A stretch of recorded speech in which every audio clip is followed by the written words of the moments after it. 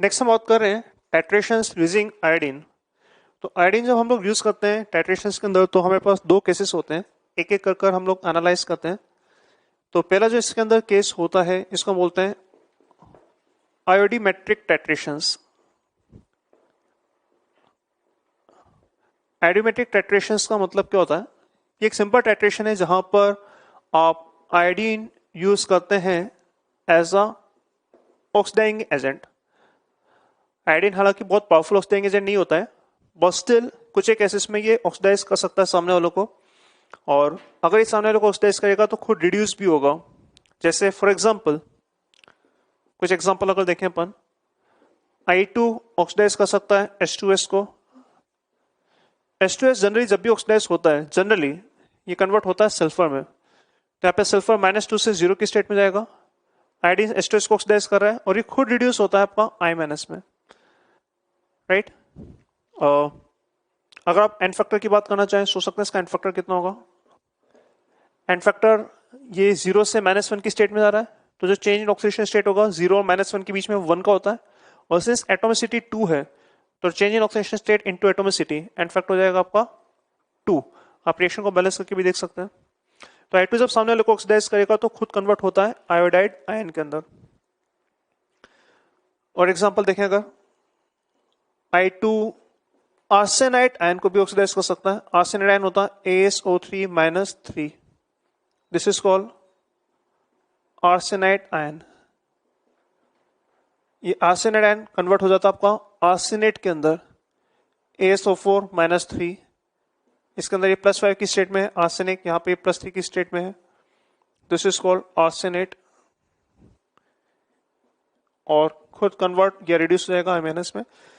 ये इतना important reaction नहीं है जितना मतलब इतना इंपॉर्टेंट है नहीं। अगर आपको ये रिएक्शन पूछा जाएगा तो आई गेस आपको ये इन्फॉर्मेशन आपको सप्लाई किया जाएगा, ये इन्फॉर्मेशन आपको बताया जाएगा कि आर्सेनेट आपका कन्वर्ट होगा आर्सेनेट। बट फिर भी एग्जांपल देख सकते हैं अपन, क्योंकि यहाँ पे I2 आपका एक ऑक्सीडाइजिंग एजेंट है। एन फैक्टर अभी भी I2 का 2 ही रहेगा। क्यों? क्योंकि I2 आपका कन्वर्ट हो रहा है MnS के अंदर। एक और एग्जाम्पल हम लोग देखें, अगर ये एग्जाम्पल है आपका थायोसल्फेट के साथ, और ये एक बहुत इंपॉर्टेंट रिएक्शन है, इसको मैं हाईलाइट कर रहा हूँ, हमें ये बाय हार्ट होना चाहिए। इनफैक्ट इसको मैं बैलेंस रिएक्शन के साथ लिख रहा हूँ। थायोसल्फेट यहाँ पे मिल रहा हूँ sodium thiosulphate which is Na2H2O3। This is called sodium thiosulphate, और इस सोडियम थायोसल्फेट को हम लोग कॉमनली हाइपो भी बुलाते हैं। This is also known as hypo, remember this. तो यहाँ पर आयोडीन हाइपो को भी ऑक्सीडाइज कर सकता है। हाइपो के अंदर जो सल्फर का ऑक्सीडेशन स्टेट होता है, एवरेज ऑक्सीडेशन स्टेट वो +2 होता है, जैसे भी अपने डिस्कस किया था। थायोसल्फेट में सल्फेट का ऑक्सीडेशन, सल्फर का ऑक्सीडेशन स्टेट +2 होता है ऑन एवरेज, और ये थायोसल्फेट को ऑक्सीडाइज करता है और कंपाउंड बनाता है Na2H4O6। This particular compound is called sodium tetrathionate ion. अगर आप केमिकल बॉन्डिंग पढ़ेंगे तो वहां पे देखेंगे कि आपने या तो पढ़ चुके हैं या पढ़ेंगे। अगर पढ़ चुके हैं तो ऑलरेडी आप देख चुके हैं कि इसके ऊपर भी सवाल पूछे गए हैं केमिकल बॉन्डिंग के अंदर, और नहीं तो आप देखेंगे आगे, है ना। तो ये भी एक बहुत इंपॉर्टेंट कंपाउंड होता है सोडियम टेट्राथायनेट आयन। इसमें सल्फर का एवरेज ऑक्सीडेशन स्टेट आपका +2.5 होता है अलॉन्ग विद NaI, राइट। तो ये कुछ एग्जाम्पल थे जिसके अंदर आपका आयोडीन यूज और आपका ऑक्सीडाइजिंग एजेंट। एक इन्फॉर्मेशन और, अगर आप पे I2 as oxidising agent use कर रहे हैं तो हम लोग यहां पर इंडिकेटर की अगर बात करें तो इंडिकेटर आप यूज कर सकते हैं एज स्टार्च। क्यों? बिकॉज I2 स्टार्च के साथ कंबाइन करता है, और स्टार्च के साथ कंबाइन कर कर आपको एक ब्लू ब्लैक सॉल्यूशन प्रोवाइड करता है। मतलब होगा क्या? जैसे मान लो कि आपके पास यहाँ पे हाइपो का सॉल्यूशन था और आपने यहाँ पे I2 डाल रखा है, और यहाँ पे आपने इंडिकेटर यूज कर सकता है एज स्टार्च। स्टार्च आपका इंडिकेटर है। तो होगा क्या? जब तक हाइपो है I2 को ऑक्सीडाइज करता रहेगा, तो जब तक हाइपो रहेगा सोल्यूशन में I2 को कंटिन्यूसली क्या करेगा? ऑक्सीडाइज करता रहेगा। पर जैसे रिएक्शन कंप्लीट हो जाएगी, हाइपो आपका कंज्यूम हो चुका है, हाइपो खत्म हो चुका है, हाइपो के खत्म होने के बाद अगर आपने थोड़ा भी आयोडीन डाला तो वो आयोडीन एज इट इज पड़े रहेगा सोल्यूशन में, और वो आयोडीन स्टार्च के साथ कंबाइन कर आपको ब्लू ब्लैक सोल्यूशन दे देगा। तो होगा क्या, जो आपका कलरलेस सोल्यूशन था हाइपो का, वो आपका इवेंचुअली कन्वर्ट हो जाएगा एक ब्लू ब्लैक सोल्यूशन के अंदर।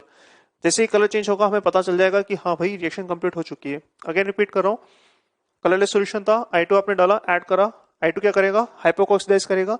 तो जब तक हाइपो रहेगा वो I2 कंज्यूम होता रहेगा और कुछ भी डिफरेंस मतलब कुछ भी चेंज नहीं होगा।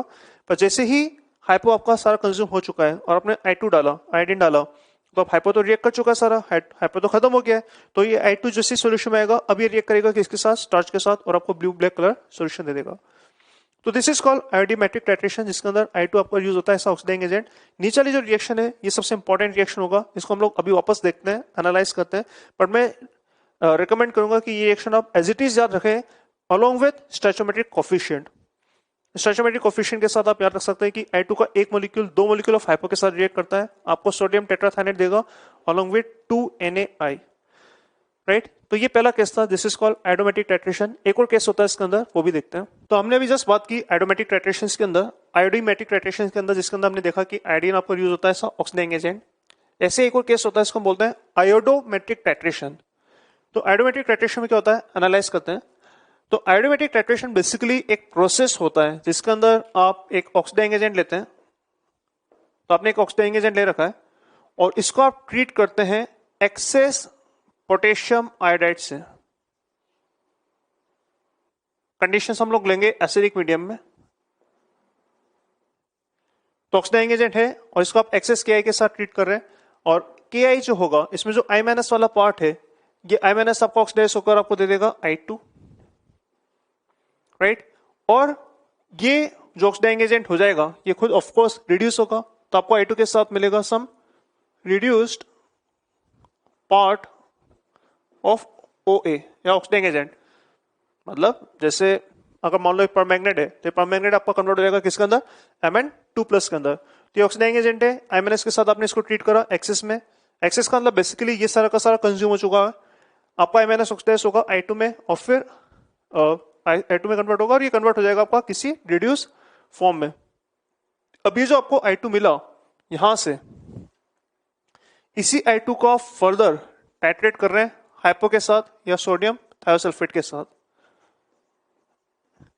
अभी हमने रिएक्शन देखा था, बहुत इंपॉर्टेंट रिएक्शन था, अभी हमने डिस्कस किया। तो I2 हाइपो को फर्दर ऑक्सीडाइज करेगा, ऑक्सीडाइज कर आपको सोडियम टेट्राथाइनेट दे देगा Na2S4O6 along with sodium iodide. ये एक प्रोसेस होता है, एक्चुअली इसका इंफॉर्मेशन निकालना आसान होता है। तो इसकी इंफॉर्मेशन आपको गिवन होगी और इसकी इंफॉर्मेशन गिवन होकर आपको इसकी इंफॉर्मेशन पूछी जा सकती है, या इसकी इंफॉर्मेशन देकर आपको इसकी इंफॉर्मेशन पूछी जा सकती है कि ये एक प्रोसेस कहलाता है, इसको हम बोलते हैं आयोडोमेट्रिक टाइट्रेशन। तो यहां पर अगर आप देखें ध्यान से, तो आप ऑक्सीडाइजिंग एजेंट ले रहे हैं, I- के साथ ट्रीट कर I2 बना रहे हैं, और इसी I2 को जो बन रहा है वहां पे आप एस्टिमेट कर रहे हैं यूजिंग हाइपो। इस हाइपो के इन्फॉर्मेशन के यूज कर या हाइपो के इन्फॉर्मेशन को देकर आपसे इस ऑक्सीडाइजिंग एजेंट की इन्फॉर्मेशन पूछा जा सकता है। कैसे, देखते हैं एक सेकेंड। सबसे पहले आप यहां पे अगर देखें इस हाइपो का एन फैक्टर क्या होगा, हालांकि बैलेंस रिएक्शन दे रखा है हमें, बट फिर भी अगर इक्विवेलेंट कॉन्सेप्ट से अपन करना चाहें तो इसका एन फैक्टर की मैं बात कर सकता हूं। एन फैक्टर यहां पर सल्फर ऑक्सीडाइज होगा, सल्फर आपका 2.5 की स्टेट में, सल्फर आपको यहां पे 2 की स्टेट में। तो एक सल्फर एटम 2 से अगर 2.5 में जाएगा तो एक सल्फर आधा इलेक्ट्रॉन लूज कर रहा है। एक सल्फर अगर आधा इलेक्ट्रॉन लूज करेगा तो दो सल्फर के करस्पॉन्डिंग एक इलेक्ट्रॉन लूज करेगा। अगर एक इलेक्ट्रॉन लूज करेगा तो एन फैक्टर आपका इसमें 1 आएगा। ये ध्यान रख सकते हैं इस रिएक्शन में जो आपका हाइपो होगा उसका एन फैक्टर 1 होगा। आप ऐसे भी देख सकते थे कि जो चेंज इन ऑक्सीडेशन नंबर है वो आपका 0.5 है, और सिंस एटोमिसिटी सल्फर की यहाँ पे 2 है, राइट, तो atomicity into change in oxidation state आपको एन फैक्टर देता है, तो एन फैक्टर आपका इस केस में 1 आ जाएगा। आप ध्यान रख सकते हैं, आप देख सकते हैं कि I2 का एन फैक्टर यहां पर 2 है क्योंकि I2 आपका I- में कन्वर्ट होगा। इसी I2 का एन फैक्टर अगर आप यहां पे देखें तो ये भी 2 हो जाएगा। इस I2 का एन फैक्टर कैसे देख रहे हैं हम लोग, देख रहे हैं रिवर्स डायरेक्शन में। अगर मान लो ये I2 आपका I- में कन्वर्ट हो रहा होता तो ये एन फैक्टर कितना होता, 2 होता। जैसे आपका I2 I- में कन्वर्ट होने पे एन फैक्टर 2 आ रहा है, वैसे I2 आपका I- में कन्वर्ट होने पे एन फैक्टर 2 आएगा। पर ये ध्यान रखना ये 2 जब आएगा जब oxidising agent is not a compound of iodine, ये मैंने क्या बोला, एक काम करते हैं इसको 2 मिनट बाद में डिस्कस करते हैं अपन कि ये क्या स्टेटमेंट है। अभी एज्यूम करते हैं कि I2 का इनफैक्टर यहाँ पे 2 होगा, तो यहाँ पे 2 है क्योंकि आपका ये M-NS में कन्वर्ट हो रहा है, और इसमें भी 2 होगा क्योंकि ये आपका यहाँ पे कन्वर्ट हो रहा है। तो करेंगे कैसे, तो हम लोग लिख सकते हैं कि जितने मिल इक्विवेलेंट इसके होंगे ऑक्सीडाइजिंग एजेंट के, उतने ही मिल इक्विवेलेंट I2 के होंगे। This is from law of equivalence. Law of equivalence बोलता है कि जितने मिल इक्विवेलेंट इसके कंज्यूम होंगे उतने मिल इक्विवेलेंट इसके कंज्यूम होंगे, उतने मिल इक्विवेलेंट इसके फॉर्म होंगे, उतने मिल इक्विवेलेंट इसके फॉर्म होंगे। तो मान लो अगर इसके 100 मिल इक्विवेलेंट है, तो अगर इसके 100 मिल इक्विवेलेंट कंज्यूम होंगे तो इसके 100 मिल इक्विवेलेंट फॉर्म होंगे, और यही 100 मिल इक्विवेलेंट आप यहाँ पे यूज करेंगे। वही I2 जो वहां पर यूज हो रहा है वही I2 आप यहाँ पे भी यूज कर रहे हैं।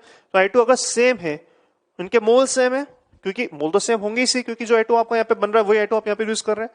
और सिंस एंड फैक्टर भी सेम है, तो मोल भी सेम है, एंड फैक्टर भी सेम है, तो मिल इक्विवेलेंट भी सेम होंगे। तो अगर यहाँ पे 100 मिल इक्विवेलेंट होंगे तो यहाँ पे भी 100 मिल इक्विवेलेंट होंगे, और अगर इसके 100 मिल इक्विवेलेंट है तो इसके भी 100 मिल इक्विवेलेंट होंगे। Again from law of equivalence तो हम बोल सकते हैं कि इसके जो मिल इक्विवेलेंट थे वो इसके बराबर होंगे, इसके बराबर होंगे, और इसके बराबर होंगे। तो इसको मैं मिल इक्विवेलेंट्स ऑफ हाइपो या सोडियम थायोसल्फेट के भी इक्वेट कर सकता हूं, राइट। तो आप डायरेक्टली इसके मिल इक्विवेलेंट को आप हाइपो के मिल इक्विवेलेंट के साथ इक्वेट कर सकते हैं। हाइपो का एंड फैक्टर मैं ऑलरेडी आपको बता चुका हूं, ये 1 होगा। इसका एंड फैक्टर डिपेंड करेगा कि कौन सा कंपाउंड है। तो आप दोनों के मिल इक्विवेलेंट इक्वेट कर ये सवाल कर सकते हैं। पर ध्यान रखना, अगेन ये इक्वेशन आप यूज कर सकते हैं only if oxidising agent is not a compound having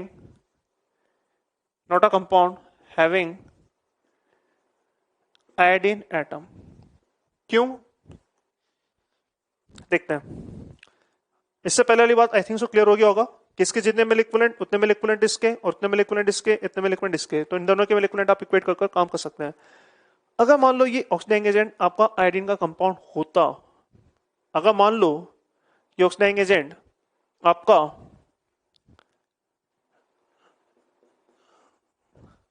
let's say IO3 minus है,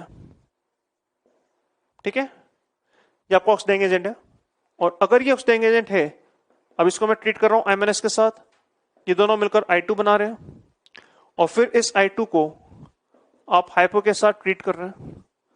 हाइपो के साथ ट्रीट कर आप I- वगैरह बना रहे हैं, I- एंड जो भी है प्रोडक्ट बाकी बन रहे हैं, है ना। तो क्या इस केस में अगेन मैं मिल इक्विवेलेंट्स ऑफ IO3 माइनस और मिल इक्विवेलेंट्स ऑफ हाइपो को इक्वेट कर सकता हूं? आंसर है नहीं, आप ऐसा नहीं कर सकते। कारण क्या है? कारण यह है कि यहां पर I2 का एंड फैक्टर भले ही 2 है, क्योंकि आपका I2 M-NS में कन्वर्ट हो रहा है, यहां पर I2 का एंड फैक्टर 2 नहीं होता है। क्यों नहीं होता है? अगर आप बैकवर्ड रिएक्शन देखें तो बैकवर्ड रिएक्शन में I2 सिर्फ I- में कन्वर्ट नहीं हो रहा, I2 आपका I- के साथ साथ IO3- में भी कन्वर्ट हो रहा है। ये एक सॉर्ट ऑफ डिस्प्रोपोर्शनेट रिएक्शन होगा। अगर I2 सिर्फ I- में ही कन्वर्ट हो रहा होता तो इसका एंड फैक्टर मैं 2 ले सकता था, बट अगर आपका I2 I- के साथ साथ IO3- में भी कन्वर्ट होगा तो इसका एंड फैक्टर क्या होगा? क्या होगा इससे हमें अभी फर्दर टाइमिंग मतलब नहीं है। हम सिर्फ इतना बोल सकते हैं कि डेफिनेटली 2 तो नहीं होगा। 2 इसलिए नहीं होगा क्योंकि 2 तो तभी होता जब I2 आपका I- में कन्वर्ट होता। आपका I2 I- में कन्वर्ट होने के साथ साथ IO3- में भी कन्वर्ट हो रहा है। ये डिस्प्रोपोर्शनेट रिएक्शन है। यहाँ पे इनफैक्ट एक डिफरेंट वे में कैलकुलेट किया जाता है जो अपने काम का है भी नहीं। पर अगर देखेंगे, अगर अपने को देखना होगा तो, या अगर अपने को टाइम लेगा तो हम लोग देख सकते हैं, हालांकि इतना इंपॉर्टेंट है नहीं। पर मोस्ट सर्टेनली हम लोग ये बोल सकते हैं कि इसका इनफैक्टर 2 तो नहीं होगा। और अगर 2 नहीं होगा तो क्या इन दोनों के मिल इक्विवेलेंट सेम होंगे? इसके 100 मिल इक्विवेलेंट है तो अभी भी इसके 100 मिल इक्विवेलेंट होंगे, लॉ ऑफ इक्विवेलेंस से। पर क्या इसके 100 मिल इक्विवेलेंट है तो क्या इसके 100 मिल इक्विवेलेंट होंगे? आंसर है नहीं। क्यों? फॉर एग्जांपल, अगर यहां पे 100 मिल इक्विवेलेंट होते, राइट, तो इसके आप ऐसा सोचो कि अगर यहाँ पे मान लो 100 मिलीमोल्स हैं, तो अगर 100 मिलीमोल है तो मिलीमोल तो यहाँ पे भी 100 होंगे, क्योंकि वही I2 आप यहाँ पे यूज कर रहे हैं। तो मिलीमोल तो ऑफकोर्स दोनों केसेस में सेम है, बट एंड फैक्टर अलग अलग है। एंड फैक्टर यहाँ पे अलग है, यहाँ पे एंड फैक्टर अलग है, तो मिल इक्विवेलेंट डिफरेंट हो जाएंगे। जितने मिलीमोल्स यहाँ पर है उतने मिलीमोल्स यहाँ पर है, पर एंड फैक्टर के अलग होने की वजह से यहाँ पे मिल इक्विवेलेंट अलग होंगे, क्योंकि मिल इक्विवेलेंट होता है आपके millimoles into and factor. And factor different हो रहा है तो यहाँ पे मिल इक्विवेलेंट डिफरेंट होंगे, एन फैक्टर डिफरेंट होंगे, यहाँ पे मिल इक्विवेलेंट डिफरेंट होंगे। तो अगर इसके 100 मिल इक्विवेलेंट है तो इसके 100 मिल इक्विवेलेंट है, बट इसके अगर 100 है तो यहाँ पे 100 हो ऐसा नेसेसरी नहीं है। इनफैक्ट अगर आप पे 100 नहीं ही होंगे, कुछ और ही होगा। तो जब इन दोनों के मिल इक्विवेलेंट सेम नहीं होंगे तो इन दोनों के मिल इक्विवेलेंट भी सेम नहीं होंगे। तो यहाँ पे आप आयोडेट और हाइपो के मिल इक्विवेलेंट सेम नहीं कर सकते। तो ध्यान रखना ये क्वेश्चन आपका तब तक वैलिड होगा जब आपका ऑक्सीडाइजिंग एजेंट आयोडीन का कंपाउंड ना हो। अगर ये आयोडीन का कंपाउंड नहीं है तब आप ये डायरेक्टली यूज कर सकते हैं, पर अगर आयोडीन का कंपाउंड है फिर क्या करेंगे? तो फिर कुछ नहीं करेंगे, हम लोग इस रिएक्शन को बैलेंस करेंगे और मोल कॉन्सेप्ट अप्लाई करेंगे। इस रिएक्शन को बैलेंस करेंगे जैसे नॉर्मल वे में करते हैं, इस रिएक्शन को बैलेंस करेंगे जैसे नॉर्मल वे में करेंगे, और जैसे अपन एक मोल कॉन्सेप्ट का सवाल करते हैं वैसे ही मोल कॉन्सेप्ट का सवाल करते हुए हम लोग इसको सॉल्व करेंगे। यहाँ पर हम लोग इक्विवेलेंट कॉन्सेप्ट यूज करना प्रेफर नहीं करेंगे, हालांकि किया जा सकता है बट हम लोग करना प्रेफर नहीं करेंगे। क्यों? क्योंकि गलती होने की संभावना बहुत ज्यादा है। डेफिनेटली ये आपका होल्ड नहीं करेगा, तो इन दोनों के मिल इक्विवेलेंट आप डायरेक्टली इक्वेट नहीं करेंगे। अगर ये आयोडीन का कंपाउंड नहीं है तो आप इनके डायरेक्टली मिल इक्विवेलेंट इक्वेट कर सकते हैं। आइए एक दो एग्जांपल देखते हैं इसके ऊपर। तो आइए एग्जांपल देखते हैं। एक हमारे पास यहाँ पर परमैंगनेट आयन है जो कि एक ऑक्सीडाइजिंग एजेंट है, और ये एक्सिस एमएनएस को ऑक्सीडाइज कर रहा है एसिडिक मीडियम के अंदर ताकि I2 बन सके। और जो भी I2 आपका यहाँ पे बन रहा है उस I2 को आप ऑक्सीडाइज उस I2 को आप यूज कर रहे हैं इन टाइट्रेशन विद हाइपो। तो वो I2 हाइपो को ऑक्सीडाइज कर रहा है और आपको सोडियम थायोसल्फेट दे रखा है। आपसे पूछा रहा है कि इसके अंदर X क्या होगा, where X is millimoles of MnO4-। तो ये एक एग्जांपल आपका स्टैंडर्ड एरोमेटिक टाइट्रेशन का, जिसमें आप ऑक्सीडाइजिंग एजेंट को यूज कर MnS को ऑक्सीडाइज कर रहे हैं I2 में, और फिर I2 को आप एस्टिमेट कर रहे हैं यूजिंग हाइपो। I2 को आप रिएक्ट करवा रहे हैं किससे? हाइपो से। तो सिंस ये आयोडीन का कंपाउंड नहीं है तो हम डायरेक्टली बोल सकते हैं कि जितने मिल इक्विवेलेंट MnO4- के होंगे उतने ही मिल इक्विवेलेंट आप I2 के यूज कर सकते हैं यहाँ पर, और वही I2 आप यहाँ पे भी यूज कर रहे हैं, और दोनों का एन फैक्टर सेम होने की वजह से दोनों के मिल इक्विवेलेंट भी सेम होंगे, और इसी को आप इक्वेट कर सकते हैं as milliequivalent of hypo. Right? तो ये इक्वेशन यूज कर सकते हैं। इस हाइपो का एन फैक्टर भी अपन ने जस्ट देखा, इसका एन फैक्टर 1 होता है। एसिडिफाइड कंडीशन है तो MnO4- का एन फैक्टर आपका यहाँ पर 5 हो जाएगा। तो डायरेक्टली इन दोनों को मैं इक्वेट कर रहा हूँ। तो इसके मिलीमोल्स अगर x है और एन फैक्टर का 5 है तो मिलीमोल्स x एन फैक्टर 5 होने की वजह से आपके जो मिल इक्विवेलेंट्स हो जाएंगे वो 5x हो जाएंगे। और हाइपो की बात करें तो 100 ml 0.1 मोलर, तो आप देख सकते हैं जो मिलीमोल्स होंगे हो जाएंगे आपके 10। राइट? और एन फैक्टर अभी अपने डिस्कस किया, इसको हो जाएगा 1।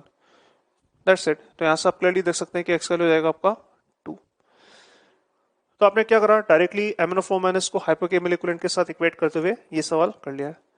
इमेजिन करो अगर सपोज इंस्टेड ऑफ MnO4- यहाँ पे अपने पास एक डिफरेंट कंपाउंड होता, जैसे अगर मान लो यहाँ पर हम लोग सेम सवाल को कर रहे हैं, पर इंस्टेड ऑफ परमैंगनेट यहाँ पे मैं आयोडेट ले लेता हूँ।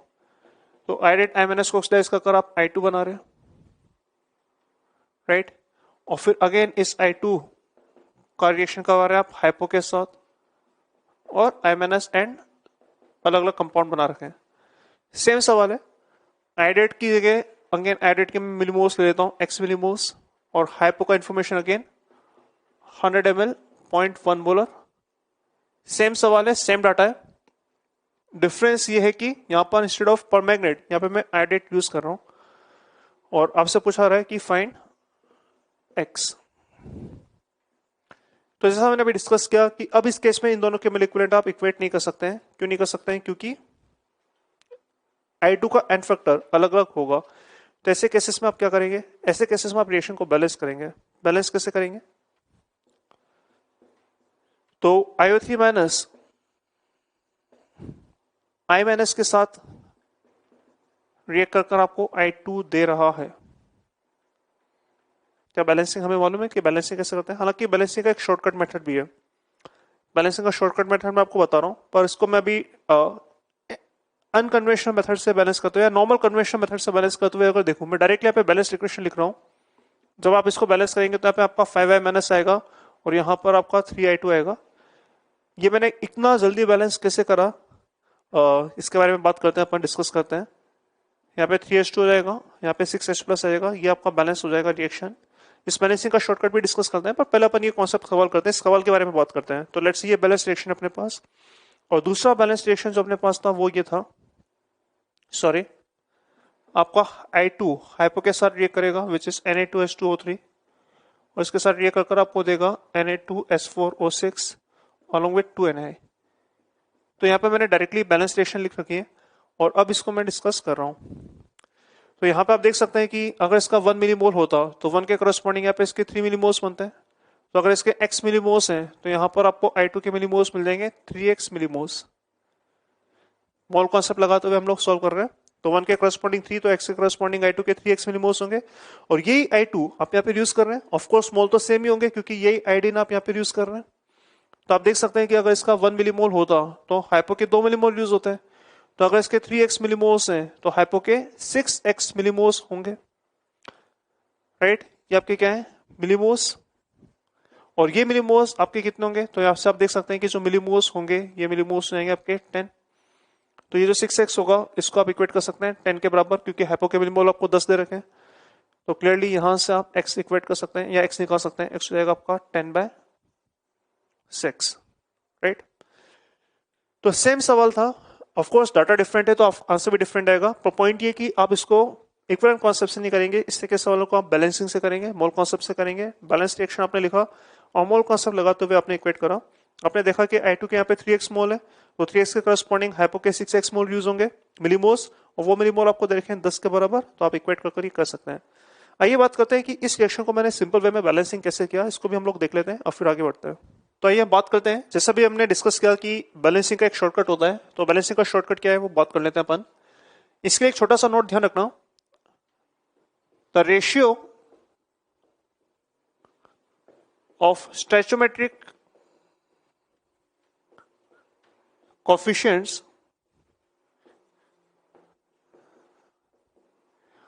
are inverse of ratio of n factors. n factor और स्टोइचोमेट्रिक कोफिशिएंट का जो रेशियो होता है वो इनवर्स होता है। अगर एक का रेशियो 1:2 होगा तो दूसरे का रेशियो 2:1 होगा, है ना। ये होता है। अब इसको यूज कैसे करता है देखो, जैसे मान लो IO3 माइनस, ये रिएक्शन लेते हैं जो अभी हमने देखा, IO3 माइनस I माइनस में I माइनस के साथ रिएक्ट कर रहा है और रिएक्ट कर आपको I2 दे रहा है। तो इनका जो स्टोइचोमेट्रिक कोफिशिएंट है, अगर इसका स्टोइचोमेट्रिक कोफिशिएंट x:y होगा तो इनका n फैक्टर्स का रेशियो y:x होगा। अगर इनका n फैक्टर्स का रेशियो x:y होगा तो स्टोइचोमेट्रिक रेशियो आपका y:x होगा। तो स्टोइचोमेट्रिक रेशियो और n फैक्टर्स का रेशियो हमेशा इनवर्स होता है। तो अगर मुझे n फैक्टर्स पता है तो मैं इस रिएक्शन को बहुत इजीली बैलेंस कर सकता हूं, और n फैक्टर्स निकालना कोई बहुत मुश्किल काम नहीं है। इस I माइनस का n फैक्टर डेफिनेटली 1 होगा। क्यों? I माइनस I2 में ही कन्वर्ट हो रहा है, I माइनस I2 में ही कन्वर्ट होगा तो ये -1 से 0 की स्टेट में जाएगा। तो -1 से 0 की स्टेट में जाएगा तो एक इलेक्ट्रॉन लूज कर रहा है, अगर एक इलेक्ट्रॉन लूज कर रहा है तो n फैक्टर्स का 1 आएगा। IO3 माइनस यहां पर ये +5 की स्टेट में है, और अगर +5 की स्टेट में तो इसका जो n फैक्टर होगा वो जाएगा आपका 5। y5 क्योंकि +5 से जा रहा है किसके अंदर, 0 में, तो 5 से अगर 0 में जाएगा तो 5 इलेक्ट्रॉन गेन करेगा। अगर एक मॉलिक्यूल 5 इलेक्ट्रॉन गेन करता है तो n फैक्टर आपका 5 होता है। ध्यान रखना ये मेथड हम लोग तभी यूज करेंगे जब n फैक्टर्स में हम लोग कॉन्फिडेंट हो। तो अगर इसका n फैक्टर हमें मालूम है कि 5 है, अगर इसका n फैक्टर हमें मालूम है कि 1 है, तो हम लोग फिर इस मेथड को यूज कर सकते हैं। तो हम बोल सकते हैं कि इसका n फैक्टर अगर 5 है, इसका n फैक्टर अगर 1 है, तो n फैक्टर्स का जो रेशियो होगा 5:1 होगा, राइट। क्लियर है? n फैक्टर्स का मैं वापस रिपीट कर रहा हूं, I माइनस आपका I2 में कन्वर्ट हो रहा है, इससे हमें मतलब नहीं है। I माइनस आपका I2 में कन्वर्ट होगा n फैक्टर 1, I3 माइनस आपका I2 में कन्वर्ट हो रहा है n फैक्टर 5। n फैक्टर्स 5 और 1 है तो n फैक्टर्स का रेशियो 5:1 है। अगर n फैक्टर का रेशियो 5:1 है तो स्टोइचोमेट्रिक रेशियो 1:5 होगा। 1:5 का मतलब, अगर वापस में बैलेंस करूं, वापस लिखूं, तो अगर n फैक्टर 5:1 है, 5:1 है तो स्टोइचोमेट्रिक रेशियो 1:5 होगा। 1:5 मतलब अगर इसका कोएफिशिएंट 1 रखता हूं तो इसका कोएफिशिएंट मैं लिख सकता हूं 5। दैट्स इट, ये हमें ध्यान रखना है। तो n फैक्टर रेशियो का 5:1 होगा तो स्टोइचोमेट्रिक रेशियो 1:5 होगा। जैसे ये लिखेंगे, अब आप आयोडीन को बैलेंस कर सकते हैं। यहाँ पे 1, यहाँ पे 5, 6 हो गए, तो 6 लाने के लिए यहाँ पे आप 3 कर सकते हैं। ऑक्सीजन को बैलेंस करने के लिए आप 3H2O कर सकते हैं, और हाइड्रोजन को बैलेंस करने के लिए आप यहाँ पर 6H+ कर सकते हैं। ये आपका एक डायरेक्ट बैलेंस रिएक्शन है। आप जैसे कन्वेंशनल मेथड से करते हैं वैसे भी अगर बैलेंस करके देखेंगे तो आपका यही आंसर आएगा, और इस तरह से भी कर सकते हैं। आइए एक एग्जांपल और देखते हैं इसी के अंदर क्विकली हम लोग कैसे रिएक्शन बैलेंस करें। जैसे मान लीजिए पर मैग्नेट अपने पास एसिडिक कंडीशंस है और फेरस आपका ऑक्सीडाइज हो रहा है फेरिक में। फेरस आपका कन्वर्ट हो रहा है लेट्स से फेरिक में। कंडीशन अगर एसिडिक है तो ये कन्वर्ट होगा Mn2+ में। और क्विकली मैं इसको बैलेंस करना चाहता हूं। अब ये बहुत आसान हो जाएगा क्योंकि फेरस का फैक्टर हमेशा 1 ही होता है, ये हमें मालूम है। और MnO4- का एसिडिक कंडीशन में अगेन एन फैक्टर कितना होगा 5। तो MnO4- का एन फैक्टर 5 पता है और इसका एन फैक्टर पता है 1, तो एन फैक्टर्स का रेशियो 5:1 होगा।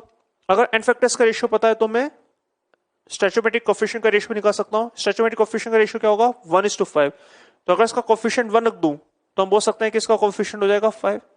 आई होप क्लियर होगा। एन फैक्टर रेशियो का 5:1 है तो स्टैचोमेट्रिक रेशियो आपको हो जाएगा 1:5। दैट्स इट, इतना ही करना है।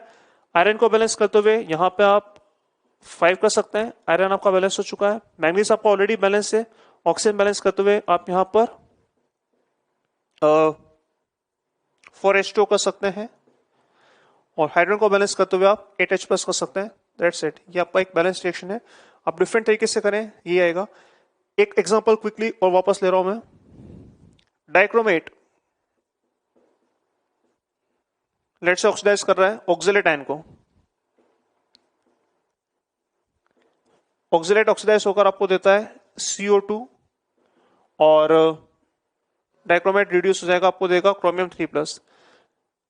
अगेन क्विकली हमें बैलेंस करना है।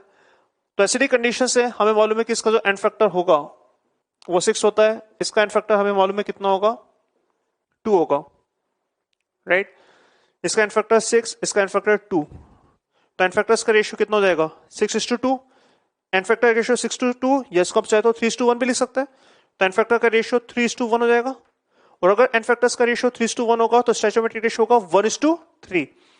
तो अगर ये 3:1 है एन फैक्टर्स तो रेशियो जाएगा आपका स्टैचोमेट्रिक रेशियो 1:3। 1:3 मतलब अगर ये 1 है तो ये रेशियो जाएगा आपका 3। समझ आ रहा है? स्टैचोमेट्रिक रेशियो 1:3 क्यों? क्योंकि एन फैक्टर का रेशियो 3:1। बस इतना ही करना है। अब आप बैलेंस कर सकते हैं। कार्बन को बैलेंस करने के लिए यहाँ पे 6 कार्बन है तो यहाँ पे 6 कार्बन आ जाएंगे। क्रोमियम यहाँ पे 2 है तो यहाँ पे 2 हो जाएगा। ऑक्सीजन यहाँ पे कितने हैं 7 और 12, नहीं सॉरी हाँ 7, और यहाँ पर है आपके पास 12, 19।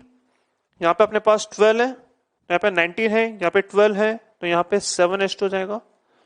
ऑक्सीजन को बैलेंस कर रहा हूँ यहाँ पे 7 + 12 19, यहाँ पे 12 और 7 आ जाएगा 7H2 की फॉर्म में। और हाइड्रोजन यहाँ पे अगर 14 है तो यहाँ पे आपका 14H+ आ जाएगा। अगेन ये एक बैलेंस रिएक्शन है। तो this is a shortcut to balance reaction. Logic ये था कि जो स्टैचोमेट्रिक कोफिशिएंट का रेशियो होता है वो एन फैक्टर की रेशियो का इनवर्स होता है। तो अगर आपको एन फैक्टर्स पता है तो आप इजीली रिएक्शन को एक सिंगल स्टेप में बैलेंस कर सकते हैं। तो ये एक सवाल और करते हैं अपन एरोमेटिक टाइट्रेशंस के ऊपर। आप पहले सवाल नोट डाउन कर सकते हैं और एक बार अटेम्प्ट कर सकते हैं और उसके बाद हम लोग डिस्कस करेंगे।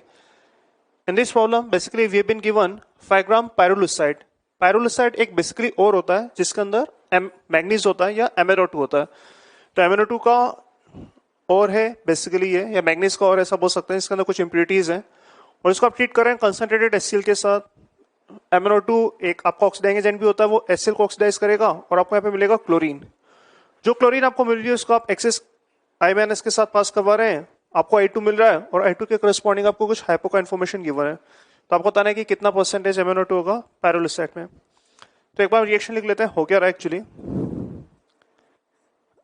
आपके पास जो पायरोलुसाइड और है MnO2 एसिडिक कंडीशंस है क्योंकि इसको आप ट्रीट कर रहे हैं कंसंट्रेटेड HCl के साथ। तो एसिडिक कंडीशंस के अंदर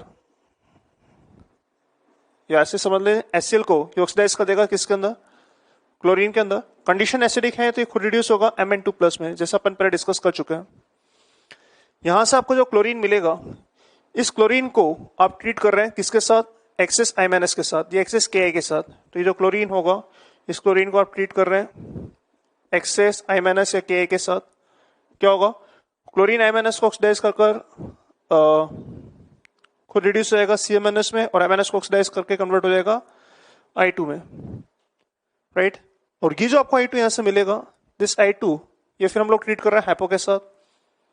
तो I2 का हाइपो के साथ रिएक्शन ऑलरेडी हम लोग कई बार लिख चुके हैं, Na2H2O3 giving Na2S4O6 plus 2NaI।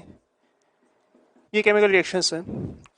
Aromatic titration कैसे है, क्योंकि यहाँ पे जो क्लोरीन मिल रहा है उसको अपन I- के साथ ट्रीट कर I2 बना रहे हैं और फिर I2 को आप हाइपो के साथ ट्रीट कर रहे हैं।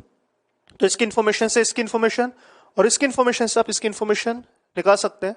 आप डायरेक्टली यहाँ पे बोल सकते हैं, अगर सॉल्यूशन देखें अपन तो अपन डायरेक्टली बोल सकते हैं कि जितने मिलिकुलेंट्स MnO2 के होंगे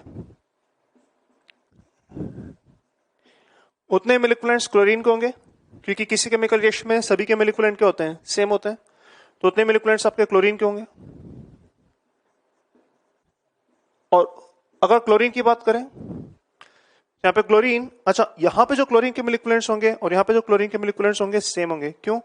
क्योंकि क्लोरीन का एन फैक्टर अगर आप यहाँ पे देखेंगे 2 आएगा और क्लोरीन का एन फैक्टर भी यहाँ पे 2 आएगा, सेम है। क्यों? क्योंकि क्लोरीन आपका यहाँ पे कन्वर्ट हो रहा है CmNS में, और इस बैकवर्ड रिएक्शन जब आपको इसका एन फैक्टर देखना होता है तो आपको रिएक्शन बैकवर्ड देखनी होती है। तो ये क्लोरीन आपका कन्वर्ट हो रहा है CmNS में, तो अगेन क्लोरीन CmNS में कन्वर्ट हो रहा है, यहाँ पे क्लोरीन CmNS में कन्वर्ट हो रहा है, मतलब दोनों के करस्पॉन्डिंग एन फैक्टर आपका 2 है। सिमिलरली यहाँ पे I2 का एन फैक्टर 2 है और यहाँ पे भी I2 का एन फैक्टर 2 आएगा। For the same reason I2 आपका यहाँ पे कन्वर्ट हो रहा है I- में, और यहाँ पे बैकवर्ड रिएक्शन के हिसाब से देखें अगेन I2 आपका कन्वर्ट हो रहा है किसमें, I- में। तो एन फैक्टर सेम होने की वजह से देखो मोल तो सेम ही सी, एन फैक्टर अगर सेम होगा तो इसके जितने मिलिकुलेंट होंगे उतने मिलिकुलेंट इसके होंगे। सिमिलरली जितने मिलिकुलेंट इसके होंगे उतने मिलिकुलेंट इसके होंगे। क्यों? क्योंकि मोल भी सेम है और एन फैक्टर भी सेम है। तो डायरेक्टली हम लोग बोल सकते हैं कि जितने मिलिकुलेंट्स MnO2 के होंगे उतने मिलिकुलेंट Cl2 के होंगे, उतने मिलिकुलेंट I2 के भी होंगे, इसके बराबर, इसके बराबर, इसके बराबर और इसके बराबर और इसके बराबर। सबके मिलिकुलेंट बेसिकली हम लोग इक्वेट कर सकते हैं क्योंकि सबका एन फैक्टर सेम है। यहाँ पे जो क्लोरीन है उनका एन फैक्टर सेम है, I2 का एन फैक्टर सेम है, तो इनके मिलिकुलेंट इक्वेट कर सकते हैं, इनके मिलिकुलेंट इक्वेट कर सकते हैं और इनके मिलिकुलेंट भी इक्वेट कर सकते हैं। तो बोल सकते हैं this is nothing but milliequivalents of chlorine. उसी को आप मिलिकुलेंट्स ऑफ I2 भी बोल सकते हैं और उसी से आप मिलिकुलेंट्स ऑफ हाइपो भी बोल सकते हैं। तो इन दोनों के मिलिकुलेंट में डायरेक्टली इक्वेट कर सकता हूं। अगेन आप क्लियर समझ रहा होगा आपको, इन दोनों के मिलिकुलेंट तो इक्वेट होनी थी, इन दोनों के मिलिकुलेंट भी सेम होंगे क्योंकि एन फैक्टर सेम है, क्लोरीन का मोल भी सेम है। क्लोरीन और I2 के मिलिकुलेंट ऑब्वियसली सेम होने थे, इस I2 और I2 के मिलिकुलेंट भी सेम होंगे क्योंकि मोल्स भी सेम है, एन फैक्टर भी सेम है और इन दोनों के मिलिकुलेंट भी सेम होंगे। तो इसके और इसके मिलिकुलेंट को आप इक्वेट कर सकते हैं। जहां तक MnO2 के एन फैक्टर की बात है, अगर एन फैक्टर देखें इसका तो एन फैक्टर होगा इसका 2। क्यों? क्योंकि मैंगनीज आपका यहाँ पे +4 की स्टेट में और मैंगनीज आपका यहाँ पे +2 की स्टेट में, तो हम बोल सकते हैं कि इसका एन फैक्टर 2 होगा। और हाइपो का एन फैक्टर वैसे हमने जस्ट डिस्कस किया, ये एन फैक्टर 1 है, कि इस केस में इसकी जरूरत पड़ेगी नहीं क्योंकि आपको यहाँ पे नॉर्मलिटी गिवन है। हालांकि अगर एन फैक्टर की जरूरत पड़ी तो एन फैक्टर हम लोग 1 ले सकते हैं। तो मैं डायरेक्टली अब इनके मिलिकुलेंट्स इक्वेट कर रहा हूँ। तो कैसे कर सकते हैं? मान लेते हैं ये जो MnO2 है इसके A मिलीमोल्स हैं, इसके मैं A मिलीमोल्स लेके चल रहा हूँ, तो एन फैक्टर 2 है और मिलीमोल्स एन फैक्टर 2 है, मिलीमोल्स A है। तो हम बोल सकते हैं, पहले तो मैं इन दोनों को डायरेक्टली एक बार वापस लिख रहा हूँ, तो milliequivalents of MnO2 will be same as milliequivalents of hypo, और इनको इक्वेट करते हुए we can say मिलिकुलेंट्स of MnO2 कितना होगा, तो A मिलीमोल्स है into n factor 2, right. Milliequivalents of hypo कितना होगा, तो मिलिकुलेंट्स ऑफ हाइपो आप डायरेक्टली यहां देख सकते हैं वॉल्यूम इनटू नॉर्मलिटी करके। वॉल्यूम आपको 40 ml दे रखा है और नॉर्मलिटी आपको 1/10 नॉर्मल दे रखा है। दिस इज 1/10 नॉर्मल, मतलब नॉर्मलिटी आपका 1/10 है, वॉल्यूम आपका 40 ml है। तो वॉल्यूम को डायरेक्टली अगर नॉर्मलिटी से मल्टीप्लाई करते हैं तो आपको मिलिकुलेंट्स मिल जाते हैं। तो ये रहेगा बेसिकली 2 और यहाँ से A रहेगा आपका 2, राइट। तो ये जो इन्फॉर्मेशन है इससे हमें मालूम पड़ा कि MnO2 के भाई 2 मिलीमोल्स है। अब MnO2 का अगर मिलीमोल्स आ गया है तो हम लोग बेसिकली इसका परसेंटेज भी कैलकुलेट कर सकते हैं। कैसे? तो हम लोग यहाँ पे देख सकते हैं, अगर मैं वेट की बात करूं तो वेट, या अगर मोल्स की बात की जाए तो मोल्स ऑफ MnO2 हो जाएगा आपका 2/1000, क्योंकि आपके मिलीमोल्स 2 थे। तो आप वेट भी निकाल सकते हैं, वेट हो जाएगा आपका MnO2 का कितना, 2/1000 into gram mass which is 87। तो ये हो जाएगा कितना, 87 इंटू 2 बेसिकली हो जाएगा आपका 160 + 14 174 174/1000, मतलब ये हो जाएगा 0.174 ग्राम। तो 0.174 ग्राम ये आपका MnO2 का वेट है और अपना सैंपल है 5 ग्राम। तो अगर मैं परसेंटेज ऑफ MnO2 निकालना चाहूँ तो परसेंटेज ऑफ MnO2 हो जाएगा आपका weight of MnO2 which is 0.174 gram upon total weight of sample which is 5 into 100। इसको आप सिंप्लीफाई करके आंसर निकाल सकते हैं। देखिए कितना आएगा ये, तो जाएगा आपका 17.4 अपॉन 5, या वी कैन राइट एज इसको हम बोल सकते हैं 348 या 34.8 अपॉन 10, तो जाएगा सिंप्लीफाई होकर 3.48%। ये इसका फाइनल आंसर होगा। कैलकुलेशन थोड़ा सा लंबा है बट कॉन्सेप्ट सिंपल था। आपने डायरेक्टली MnO2 और हाइपोकेमिकल इक्विवेलेंट्स को इक्वेट करना था और इससे आप इसका वेट निकाल सकते हैं। एक बार वेट मिल जाएगा तो इसका परसेंटेज भी आप निकाल सकते हैं।